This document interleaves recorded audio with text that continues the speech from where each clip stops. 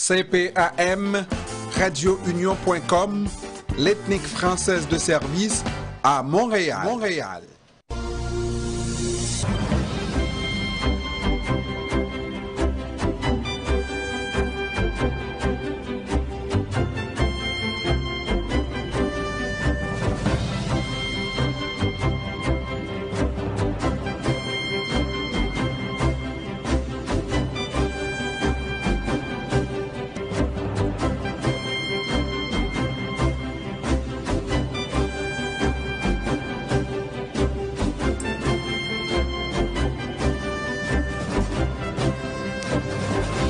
17h38 avec nous en visuel, Monsieur Jean-Martin Bauer. Il est directeur du PAM en Haïti. Bon après-midi, Monsieur Bauer. Bonsoir. Ça va bien, Monsieur Bauer? Pas pi mal. Pas pi mal, hein? Dites-nous, comment vous vivez cette situation actuellement dans Port-au-Prince? Parce que le PAM couvre l'ensemble du pays, n'est-ce pas? Mais particulièrement à Port-au-Prince et aussi dans les villes de province, puisqu'on ne peut pas sortir de la capitale. Comment on vit cette situation de siège à Port-au-Prince? Écoutez, à Port-au-Prince, la situation est absolument anormale, elle est très différente du reste du pays. Pour nous, notre travail a beaucoup changé au cours des dernières semaines. Nous avons déployé tous nos efforts pour venir en aide aux personnes déplacées de Port-au-Prince. Comme vous savez, il y a eu énormément de déplacements au début du mois de mars. Ces déplacements continuent actuellement. Nous avons mis en place un service de repas chaud afin de pouvoir soulager les personnes déplacées qui sont 88 000 sur des sites. Quand je dis des sites, c'est des bâtiments publics, des écoles, ça peut être des sites de construction. Et les gens se trouvent dans une grande précarité. Donc nous avons avec nos partenaires locaux, et nous insistons sur un partenariat étroit avec les ONG locales haïtiennes, nous avons mis en place 7 cuisines centrales où nous préparons ces repas chaque jour. Alors les dames se réveillent à 2 heures du matin pour faire tremper le haricot, préparer un bon repas qui est transporté donc sur ces sites. Il y en a pratiquement une cinquantaine. Nous avons cette activité qui est coordonnée par la Direction générale de la protection civile et où nous intervenons avec aussi d'autres agences. Donc le plus pressé, ça a été cette population déplacée à Port-au-Prince qui a besoin d'une assistance. Nous avons tout fait aussi pour continuer nos programmes en faveur des quartiers les plus vulnérables de Port-au-Prince, notamment Cité Soleil. Alors à l'extérieur de Port-au-Prince, c'est différent. J'ai passé une semaine au Cap début mars et je peux vous dire que là-bas, les enfants vont à l'école, les entreprises sont ouvertes. Ça tourne au ralenti, mais il y a quand même une certaine normalité là-bas. Le programme alimentaire mondial a pu continuer son programme d'appui aux cantines scolaires basé sur la production locale, ce que nous appelons les cantines pays. C'est-à-dire que les enfants reçoivent un plat qui est composé de riz, de maïs, de vivres, de plantains et de légumes locaux, de haricots locaux. Ça permet aux petits producteurs d'avoir un revenu, mais aussi aux enfants d'avoir l'accès à un repas chaud, nutritif. Et l'avantage de ce système, c'est qu'il n'est pas vulnérable comme le système traditionnel d'avant. On faisait importer les produits alimentaires par le port, puis par les principales routes du pays. Là, comme on achète à proximité de l'école, ces écoles, quand elles sont ouvertes, reçoivent presque systématiquement leur repas, alors que ce n'était pas le cas avec une chaîne d'approvisionnement plus longue. Nous avons raccourci nos circuits d'approvisionnement. 250 000 enfants tous les jours reçoivent un repas local chaud, toujours malgré cette situation d'insécurité. Et puis finalement, nous avons continué nos activités avec le ministère des Affaires sociales et du Travail, d'appui aux filets sociaux en Haïti. Et nous faisons des transferts par mobile money, ce qui nous permet de nous affranchir de certaines contraintes liées à la sécurité, à la sécurisation des fonds quand on fait des transferts monétaires. Alors, M. Bauer, c'est ce qui a fait la différence, c'est surtout Port-au-Prince. Et là, vous avez dû convertir vos opérations du tout au tout, n'est-ce pas, plutôt que de livrer le produit cru. Il y a une façon de faire pour préparer et livrer des repas chauds. C'est la capacité de vraiment se transformer à la vue de la situation qui est tout à fait nouvelle, qui vous permet d'être encore utile, même avec des changements dans la situation à Port-au-Prince, c'est ça? Alors, on a fait preuve de beaucoup de flexibilité grâce à nos partenaires sur le terrain. Donc, pour la journée d'hier, la seule journée d'hier, on a distribué 30 000 repas chauds faits de cette façon-là. Il faut savoir que fournir un repas chaud à une personne déplacée, ça coûte plus cher que d'apporter une assistance en monnaie ou alors une assistance avec un kit alimentaire standard. Et c'est indispensable compte tenu de la grande vulnérabilité des personnes sur ces sites. Et les gens ont tout perdu. Souvent, ils sont chassés de chez eux par des hommes en armes. Parfois, la maison est brûlée et ils n'ont pas la possibilité de préparer un repas. Et donc, le repas chaud, c'est une façon rapide d'arriver en aide à cette population. Et nous avons réussi à atteindre un bon taux de couverture. Nous avons, au mois de mars, atteint pratiquement 70 000 des 88 000 déplacés de Port-au-Prince avec ce service de repas chaud, ce qui montre qu'on arrive quand même à faire une différence grâce à cette flexibilité que la situation nous a imposée.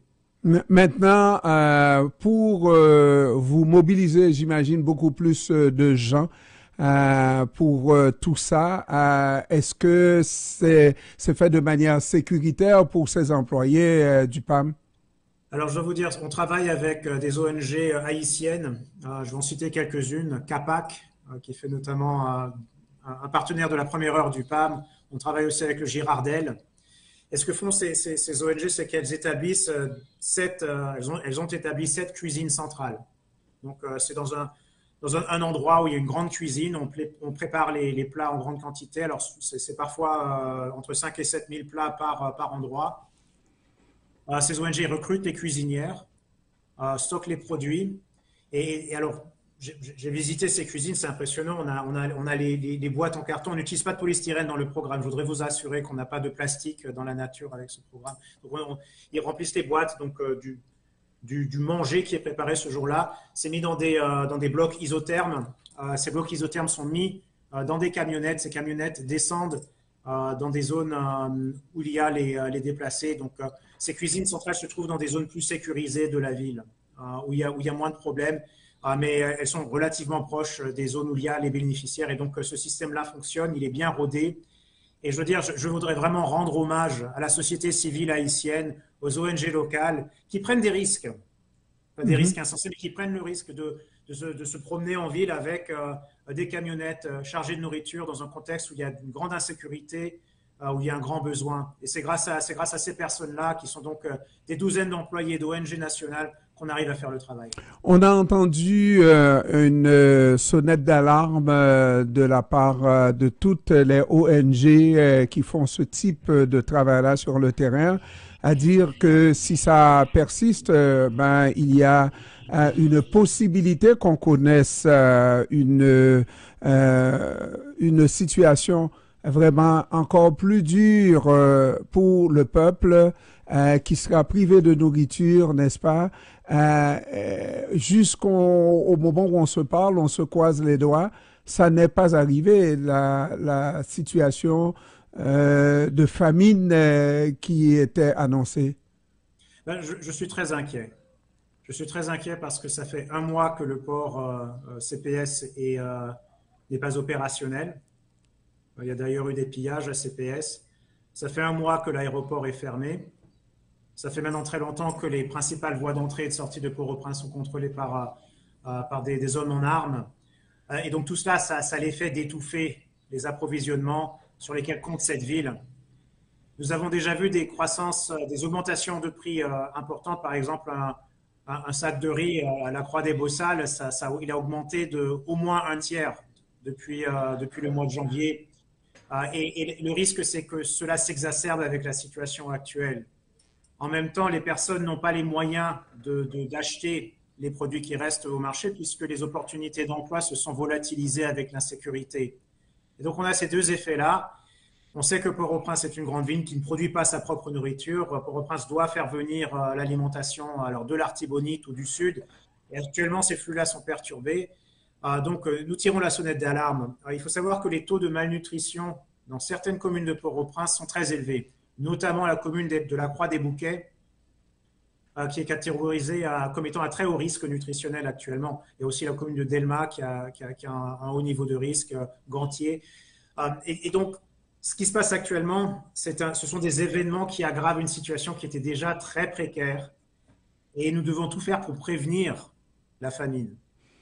Et il y a eu plusieurs appels de l'ONU, n'est-ce pas, justement pour prévenir cette situation. Et il semble que la communauté internationale fasse sourde oreille aux besoins d'Haïti. Alors, malheureusement, la réponse des bailleurs de fonds n'a pas été à la hauteur. Et je voudrais profiter de l'instant que j'ai à votre antenne pour lancer un appel aux bailleurs de fonds.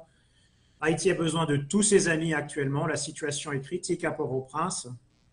L'appel des Nations Unies, donc le plan de réponse humanitaire des Nations Unies, en gros l'appel pour les besoins humanitaires pour l'année 2024 pour Haïti, c'est un appel qui est budgétisé à 674 millions de dollars des États-Unis. Il n'est financé qu'à hauteur de 6,6%. Je répète, l'appel des Nations Unies pour Haïti n'est financé qu'à 6,6%. Ce n'est pas assez. Ce n'est pas assez compte tenu des grands besoins qui sont là.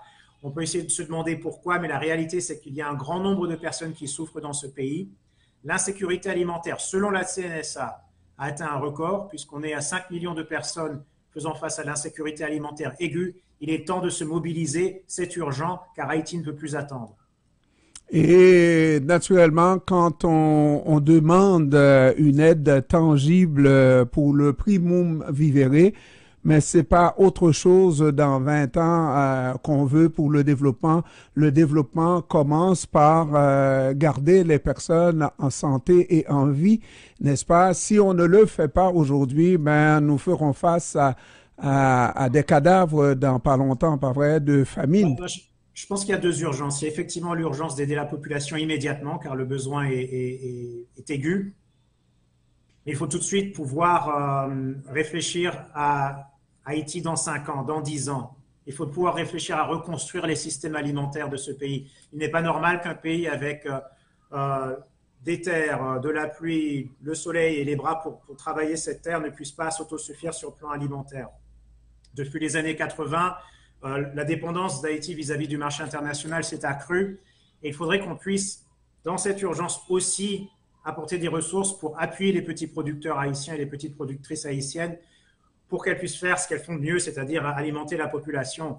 Maintenant, c'est ce qu'on essaie de faire avec le programme de cantine scolaire, de cantine pays, cantine scolaire basée sur la production locale, c'est essayer de donner une chance aux petits producteurs. Et ça ne peut pas attendre. Donc, deux urgences, c'est le primum vivere, mais aussi jeter les bases d'un système alimentaire plus performant. Et ça, naturellement, si c'est le directeur de PAM qui, lui, est d'origine haïtienne qui le dit, peut-être qu'on va dire qu'il a un parti pris.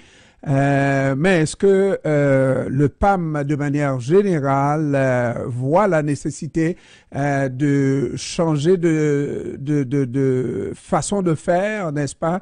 Et surtout d'encourager ce processus-là pour que Haïti redevienne autonome de manière sur le plan alimentaire, on va dire. Oui, alors ça, je peux vous dire que c'est le cœur de la stratégie du PAM. Nous avons un nouveau programme 2024-2028 qui vient de commencer. C'est un programme ambitieux. Et je peux vous dire que les 2/3 de nos budgets, ce sont des distributions d'espèces. Donc, c'est du cash qui serait reçu par les bénéficiaires du PAM, qui pourraient elles-mêmes choisir ce qu'elles veulent acheter au niveau des boutiques. Et donc, il y a beaucoup moins de bateaux d'alimentation venant de très loin, arrivant en Haïti avec le PAM. Il y a une composante, donc le tiers de notre budget. Les 2/3 sont du cash et un tiers sera de la nourriture, mais cette nourriture, elle est de plus en plus achetée en Haïti. Nous avons triplé le volume de nos achats locaux l'année dernière. Nous sommes passés de 2 millions de dollars à pratiquement, à plus de 8 millions de dollars américains achetés directement avec les petits producteurs haïtiens. Nous avons acheté 4000 tonnes de produits dans la main des producteurs haïtiens l'année dernière et nous allons continuer, nous augmentons. L'année dernière, nous étions arrivés à 50% de contenu local dans notre programme de cantine scolaire. On était à 20% il y a 3 ans. Nous allons arriver à la rentrée prochaine à 70% de contenu local. Donc, on est en train de faire cette transition très, très vite parce qu'on a compris que c'est une priorité nationale que d'assurer une certaine autosuffisance sur le plan alimentaire et nous allons y concourir avec nos programmes. Un chiffre qui m'a beaucoup frappé, je vais vous en donner 2 autres. C'est que actuellement pour les cantines scolaires en Haïti, donc ces cantines pays, ce sont 5000 hectares de terre qui sont mis en œuvre tous les jours pour produire l'alimentation qui est nécessaire à ce programme. Donc ça fait travailler des gens, ça fait travailler beaucoup de gens même. Et pour chaque producteur qui est associé au programme qui vend ces produits, l'étude qu'on a faite avec la Commission économique pour l'Amérique latine des Nations Unies a démontré que le revenu net additionnel chaque année était de $800 américains. Donc ça, c'est de l'argent dans la main des producteurs dans une année très difficile et c'est la meilleure chose qu'on puisse faire actuellement pour Haïti. Monsieur Bauer, qu'est-ce qui fait en sorte que malgré cet effort-là, ça reste une goutte dans l'océan, c'est que les grands producteurs américains continuent de déverser sur le grand marché les produits américains. Le riz qui tue, le riz américain qui tue ce qu'on fait sur le plan local. Écoutez, ce sont des décisions politiques et ce qu'il faudrait, ce sont des politiques volontaristes qui favorisent les petits producteurs du pays. Moi, j'ai été ravi de voir au mois de janvier, donc avant que tout cela ne commence en Haïti, un signe important, c'est qu'on a vu la signature de la politique nationale d'alimentation scolaire par le ministre de l'Éducation, le ministre de la Santé et le ministre de l'Agriculture.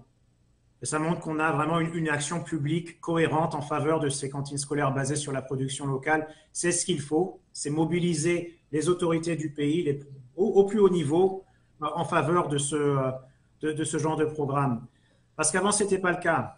Avant, on avait des politiques qui étaient peut-être sectorielles, donc un seul ministère, ou alors il n'y avait même pas de politique, car la première politique d'alimentation scolaire, elle datait de 2016. Donc il y a une prise de conscience qui se fait dans le pays, alors que les politiques publiques elles-mêmes doivent favoriser les petits producteurs. Ça prendra du temps, c'est urgent.